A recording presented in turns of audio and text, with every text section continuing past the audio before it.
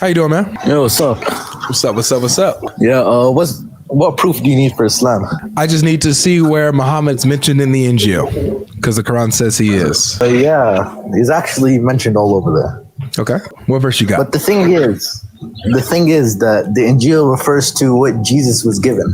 Okay. So even if you don't find him in the New Testament, that doesn't disregard what the Quran says. Is the New Testament the Injil? Well, what's the general understanding of Injil? The Injil is the New Testament. That's what I've heard. No, the Injil is not Matthew, Mark, Luke, and John. The Injil is given to Jesus. Was Matthew, Mark, Luke, and John given to Jesus? Yeah. Yeah. So I don't believe that Jesus was walking around with anything. What is your view? So my view is obviously the Quran says that he was given the Injil, and many schools of thought will say different things. Many sects.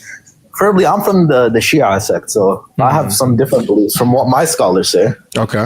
So my scholars believe in tahrif al-ma'na, which is not like a distortion of the Quran, but distortion of its meaning, right? Right. So what this means is that people like to play around with the meanings, right? Mm-hmm. They misinterpret it, or they might distort the meanings and stuff. I get you. Yeah. So this wouldn't be, heretic.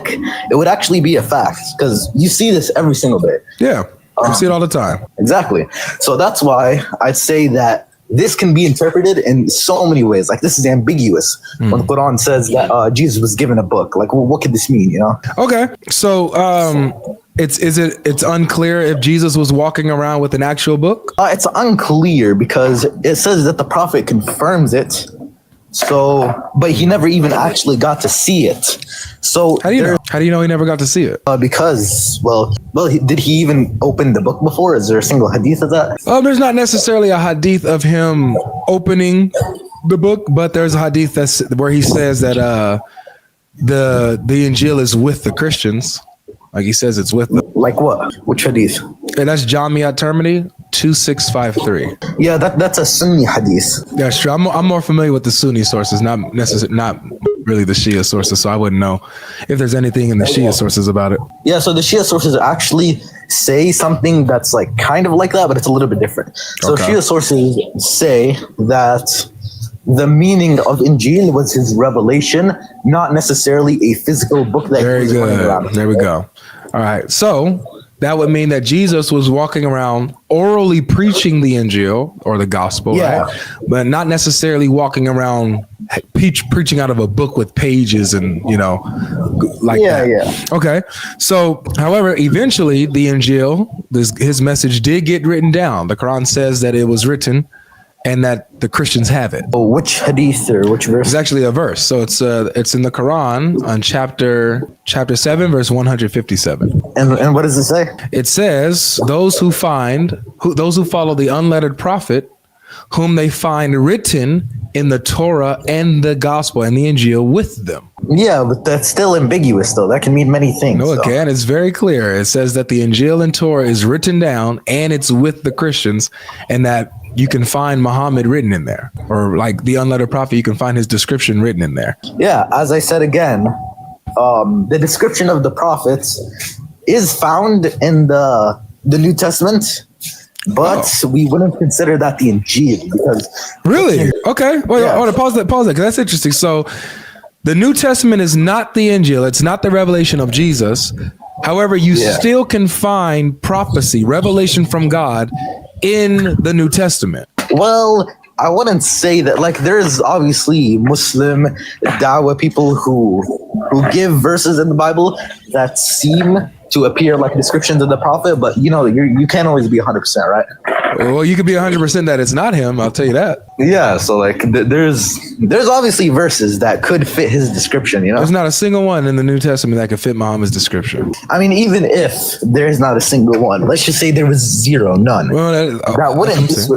Go ahead. I'm sorry. That would not disregard what the Quran's saying. Well, if the New Testament's not the Injil, fine. So that's why I'm asking. I didn't ask about the New Testament. I asked about the Injil. I asked, where is Muhammad in the Injil? Where can I find him in the Injil? Oh, well, the thing is, you can't find the Injil. How you know? Well, because that's just what the belief of my scholars is. Okay. So I'm on the outside looking in, bro. I'm not a Muslim, and I'm reading the Quran. I'm a Christian reading the Quran, and I'm reading verses that talk about the gospel, that talk about Jesus, that talk about the previous prophets. And I come across this verse that fascinates me. It says that Jesus mentions Muhammad, mentions Ahmed to come after him.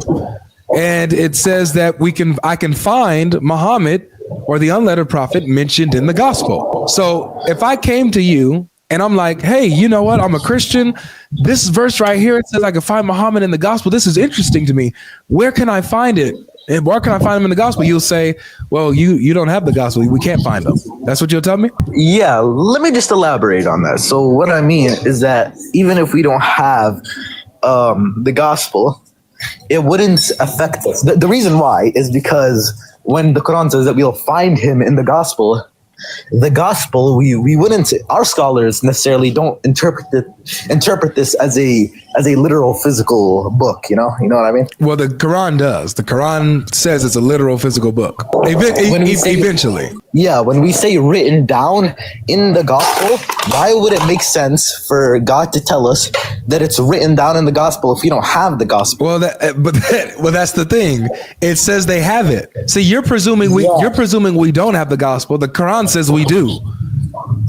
7th century Arabia, they had the words of God. They had the gospel, right? Well, I wouldn't say the gospel is a literal book, like a physical book. Brother, again, let's do you believe your Quran? Do I believe in the Quran? Yeah. Well, I believe in the Quran, but I don't always believe what's right in front of me. Like, you need to go deeper into Do you believe in the Quran, man? I believe in the Quran, but I also have my own interpretation with as well scholarly. Do you love the Quran? Do I love the Quran? Yeah. Well, of course, I love the words of God.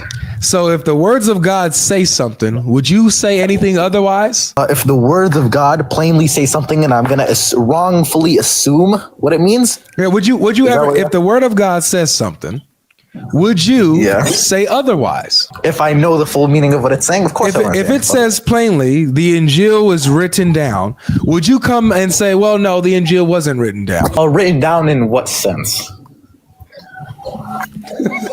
I can't do this. Wait, relax.